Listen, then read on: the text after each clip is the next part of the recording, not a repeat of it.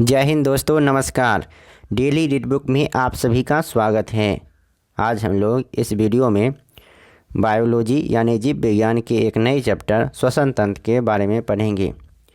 यह चैप्टर मात्र एक ही पेज में समाप्त हुआ है, तो छोटा सा ही है और कम ही समय में इसका अध्ययन कर लेंगे। और इस टॉपिक यानी श्वसन तंत्र से संबंधित जो भी महत्वपूर्ण प्रश्न बनते हैं वो सभी प्रश्न इस वीडियो में कवर करेंगे। तो चलिए स्टार्ट करते हैं। स्टार्ट करने से पहले आपको बता दें कि एनटीपीसी सीबीटी 1 का जो भी पेपर हुआ था, सारे शिफ्ट का जीके का एनालिसिस इसी वीडियो के डिस्क्रिप्शन में प्लेलिस्ट लिंक दिया हुआ है, वहां से आप एक एक करके देख लीजिए अगर नहीं देखे हैं तो। और उसको देखने के बाद आपको एक आइडिया लगेगा कि आगे किस तरह से आपको मेहनत करना चाहिए, कौन से पॉइंट आपको मजबूत हैं, कौन से कमज़ोर हैं। तो वही पहले हम पूरा किए हैं ताकि आपको पढ़ने समझने में आसानी हो, तो वो चीज़ देखना ना भूलें।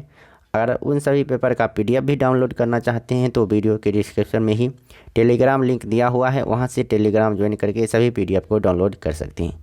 तो चलिए स्टार्ट करते हैं। आज का पहला प्रश्न, श्वसन में बाहर निकली वायु में CO2 की लगभग कितनी मात्रा होती है? तो CO2 की मात्रा होती है 4%, जबकि अंदर प्रवेश करता है 0.03%। अगला प्रश्न है, अधिकतर कीट किस प्रकार श्वसन क्रिया करते हैं?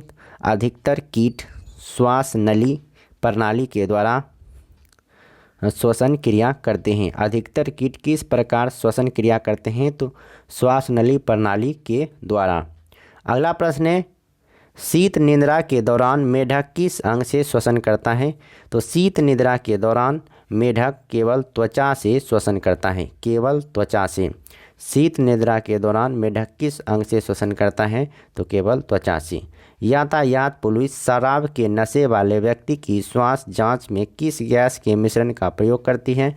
तो इसका आंसर होगा पोटेशियम डाइक्रोमेट सल्फ्यूरिक अम्ल। पोटेशियम डाइक्रोमेट सल्फ्यूरिक अम्ल का प्रयोग यातायात पुलिस शराब के नशे वाले व्यक्ति की श्वास जांच में करता है।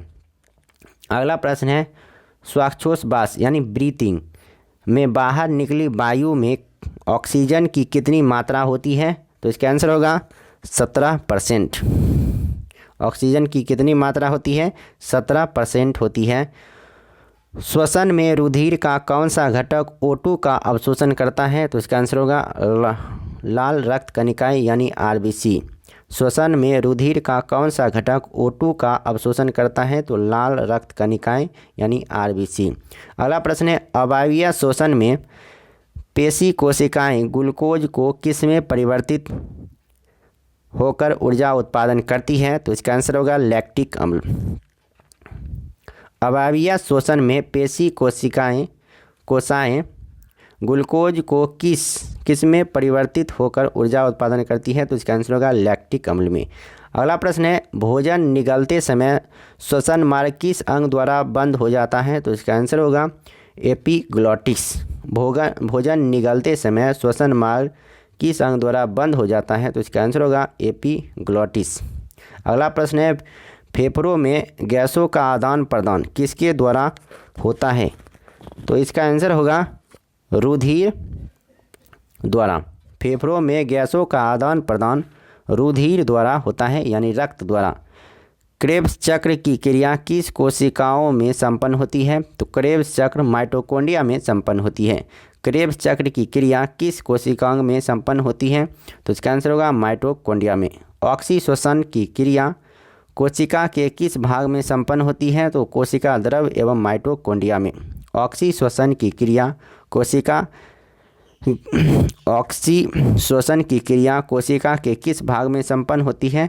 तो कोशिका द्रव एवं माइटोकॉन्ड्रिया में। अगला प्रश्न है, ग्लाइकोलिसिस क्रिया को ऑक्सी तथा अनॉक्सी श्वसन का सामान्य चरण माना जाता है। ग्लाइकोलिसिस क्रिया को ऑक्सी तथा अनॉक्सी श्वसन का सामान्य चरण माना जाता है। ग्लाइकोलिसिस क्रिया को ऑक्सी तथा अनॉक्सी श्वसन का सामान्य चरण माना जाता है, ये याद रखना है। अगला प्रश्न है, श्वसन द्वारा उत्पन्न ऊर्जा का संचय किस रूप में होता है? तो इसका आंसर होगा ATP के रूप में, और ATP का पूर्ण रूप है एडेनोसाइन ट्राइफॉस्फेट। श्वसन द्वारा ऊर्जा का संचय किस रूप में होता है, तो इसका आंसर होगा एटीपी के रूप में। अगला प्रश्न है, पहाड़ों पर रहने वालों में आरबीसी की संख्या अधिक होती है क्योंकि पहाड़ पर वायु कम संघनित होती है। पहाड़ पर रहने वालों में आरबीसी की संख्या अधिक इसलिए होती है क्योंकि पहाड़ पर वायु कम संघनित होती है। अगला प्रश्न है, कार्बोहाइड्रेट तथा वसा मेटाबॉलिज्म के प्रमुख अंतिम उत्पाद हैं CO2 एवं पायरुविक अम्ल। कार्बोहाइड्रेट तथा वसा मेटाबॉलिज्म के प्रमुख अंतिम उत्पाद हैं CO2 एवं पायरुविक अम्ल। अगला प्रश्न है, अवायवीय श्वसन में कौन सी प्रक्रिया होती है, तो इसका आंसर होगा ग्लाइकोलिसिस। अवायवीय श्वसन में ग्लाइकोलिसिस की प्रक्रिया होती है। अगला प्रश्न है, मानव के श्वास दर प्रति मिनट लगभग कितनी होती है, तो 12 से 15 बार। मानव में श्वास दर प्रति मिनट लगभग कितनी बार होती है, तो 12 से 15 बार होती है। अगला प्रश्न है, ग्लाइकोलाइसिस में अंत में ग्लूकोज पायरुविक अम्ल में परिवर्तित हो जाता है। तो ग्लाइकोलाइसिस में अंत में ग्लूकोज किस में परिवर्तित हो जाती है, तो पायरुविक अम्ल में परिवर्तित हो जाती है। अगला प्रश्न है, ग्लाइकोलिसिस के एंजाइम कहाँ पाए जाते हैं, तो इसका आंसर होगा कोशिका द्रव में पाए जाते हैं। ग्लाइकोलिसिस के एंजाइम कहाँ पाए जाते हैं, तो कोशिका द्रव में पाए जाते हैं। किस कारण से ऊतकों में ऑक्सी हीमोग्लोबिन से ऑक्सीजन निकलकर ऊतक द्रव में जाती है, तो इसका आंसर होगा O2 की कमी और CO2 की अधिकता के कारण। किस कारण से ऊतकों में ऑक्सी हीमोग्लोबिन से ऑक्सीजन निकलकर ऊतक द्रव में जाती है, तो O2 की कमी और CO2 की अधिकता के कारण। अगला प्रश्न है, फेफड़ों की कोशिकाओं में गैसीय विनिमय किस प्रकार होता है, तो इसका आंसर होगा सक्रिय ट्रांसपोर्ट।